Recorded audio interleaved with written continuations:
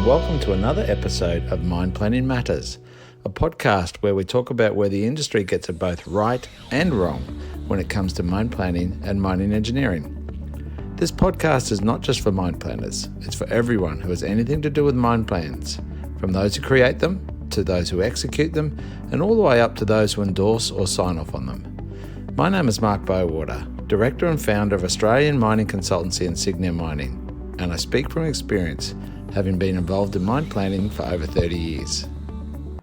Hi everyone, welcome to episode 7 of Mine Planning Matters, and today we're going to start something new. So my co-director in Insignia Mining, it was his idea, Glenn Splatt.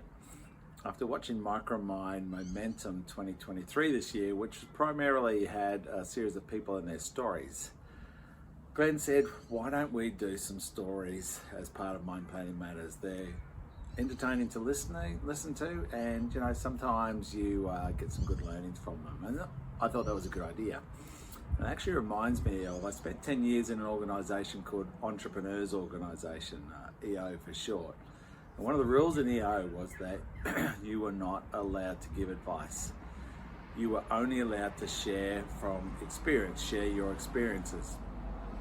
Now, the interesting thing about sharing experiences, when you think about it, is that really is actually just storytelling. And so in EO, we were only allowed to share experiences.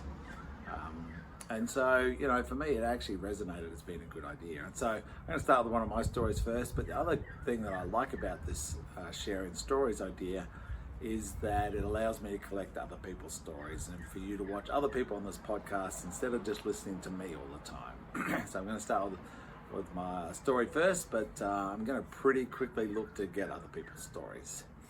So this is a story from when I was a young engineer, working in a strip coal mine with a dragline, and I was lucky that I was not a central or key player in this story. I was sort of a bit more of a spectator, and what happened was, at this mine, one end of one of the strips was a fair bit lower, and so therefore water pooled in that area, and we'd had a fair bit of rain, and we had about 15 metres or so of water in this area.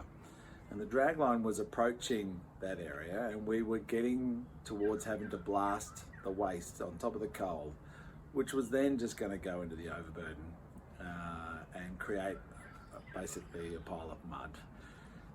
Now, as we were approaching this, in our weekly planning meeting every week, we kept pointing out, we've got to dewater this area, we've got to dewater this area, we've got to dewater this area, week after week. We don't dewater this area, we're going to blast into that water. That is going to be a problem. It seemed to fall on deaf ears, and we didn't seem to get anywhere with it.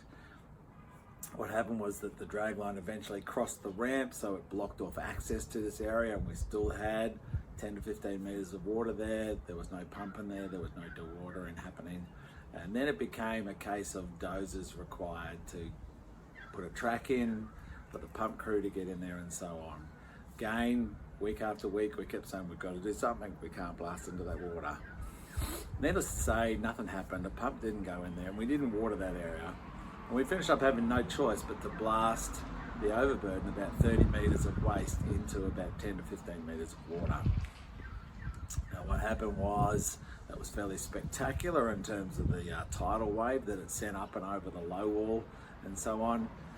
But of course, pretty much as we expected, once the dragline got there and effectively the material was wet, was more like mud than solid material, the dragline couldn't bridge out and couldn't build a bridge that it could sit on. The bridge just kept cracking and failing all the time. So at this point in time, we had an issue. We had a significant issue in terms of needing the dragline to uncover that coal, and what is it that we're going to do? Like I say, from my point of view, I was lucky I was sort of a spectator. I wasn't the dragline engineer or the drill and blast engineer to this. So anyway, what finished up happening was that the tech services had to come up with a solution whereby we walked the dragline around into the low wall on the other side of the pit, had to dig a fairly significant hole to put the mud into, then had to sit on the low wall side and then just pull the mud out and drop it into this hole that we had created.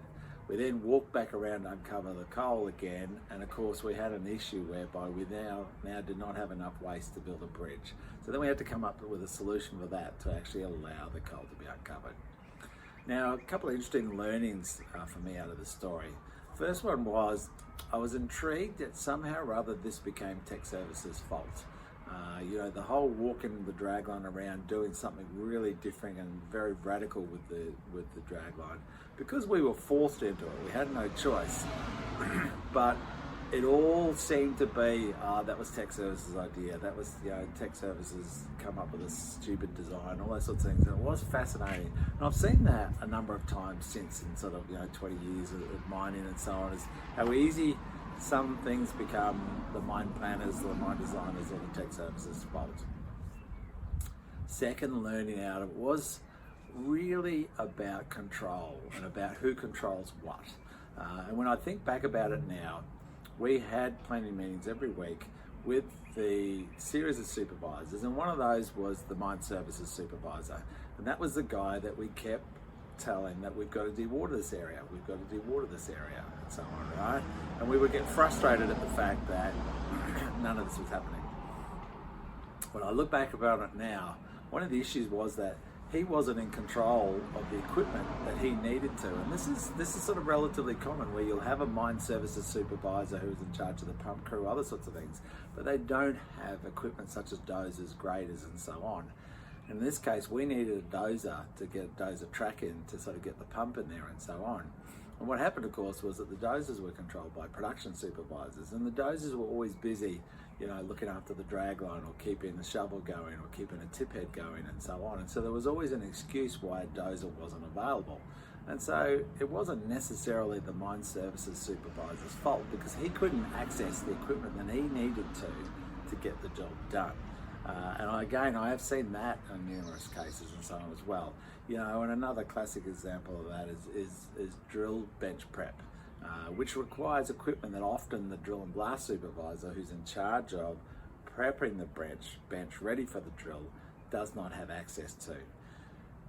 You hold someone accountable for something and you don't give them all of the tools and equipment, etc., that they need to be able to make that happen. And so that was another sort of story here. Thank you. Thanks for listening to Mine Planning Matters and my thoughts on mine planning. This podcast is for the benefit of the mining industry, and that's you. So I'd love to hear from you through the comments section, and please feel free to let me know any topics you'd like discussed in future episodes. You'll find much more content at our Insignia Mining website, and if you find any of our content valuable, please let your mining colleagues know so they can benefit as well.